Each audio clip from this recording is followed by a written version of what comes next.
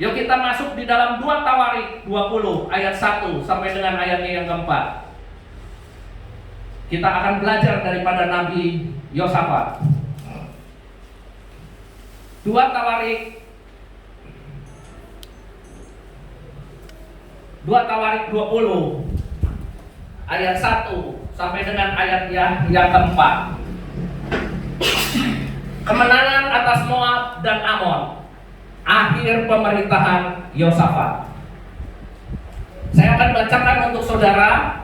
Saudara menyimak daripada firman Tuhan pada pagi hari ini. Setelah itu Bani Moab dan Bani Amon datang berperang melawan Yosafat bersama-sama sepasukan orang Meunim. Datanglah orang memberitahukan Yosafat, suatu laskar yang besar datang dari seberang laut Asin, dari Edom, menyerang tuanku. Sekarang mereka di Hasezon Tamar, yakni En-Gedi.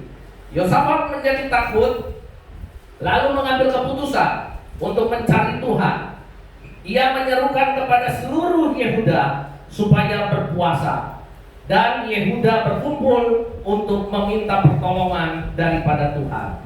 Mereka datang dari semua kota di Yehuda untuk mencari Tuhan. Bagaimana mengalami kemenangan di dalam ketakutan? Apa sih yang kita takutkan dalam hidup ini? Semua orang pasti takut. Apalagi hari ini. Orang takut keluar rumah karena COVID-19.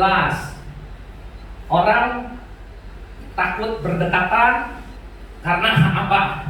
Takut bicara, air liurnya muncrat, kena COVID. Ya, makanya semua gereja, semua angkutan umum, semua bioskop itu pasti kalau mau buka bioskop harus ada protokol kesehatan. Kalau Anda naik transportasi harus ada jarak minimal 1 meter. Di gereja pun minimal di bangku ditata harus ada jarak. Karena apa? Karena orang takut. Takut apa? Takut terkena COVID. Ya. Terus apa lagi orang yang takut? Orang yang belum nikah takut. Takut jadi apa? Jadi perawan tua. Sudah nikah, sudah ketemu sama jodohnya, takut kalau punya anak. Ya kan? Ada loh cewek, nggak mau, saya nggak mau punya anak dulu, saya masih takut, saya masih belum siap. Kenapa? Ibu belum siapnya. Habis suami saya masih belum tetap kerjanya. Saya takut nanti kalau punya anak, nanti anak saya jadi beban untuk suami saya, ya kan? Lagi masa hamil juga takut. Takut kenapa? Aduh, saya takut nanti anak saya di dalam kandungan kena tokso atau kena rubella, ya kan? Nah, udah takut, udah punya anak, masih juga ada rasa takut. Takut nggak bisa nyekolahin anak sampai kuliah, ya kan? Sudah anaknya kuliah, masih takut. Takut apa? Takut nggak bisa dapat pekerjaan yang baik untuk anaknya. Sudah bekerja, ya anaknya sudah bekerja, masih juga kita sebagai bapak ibu takut. Takut apa? Sudah lulus kuliah, udah sekolah mahal-mahal, takut kerja, udah masuk kerja diterima, takut di PHK. Apalagi zaman sekarang, semua perusahaan tutup, takut, ya kan? Kalau buka harus jalankan protokol. Nah, seperti kemarin, kalau tidak 9 sektor yang utama dia buka, apa nggak disegel? Takut kan disegel? Mau buka usaha, takut. Jadi hari-hari ini semua orang pada takut, betul nggak?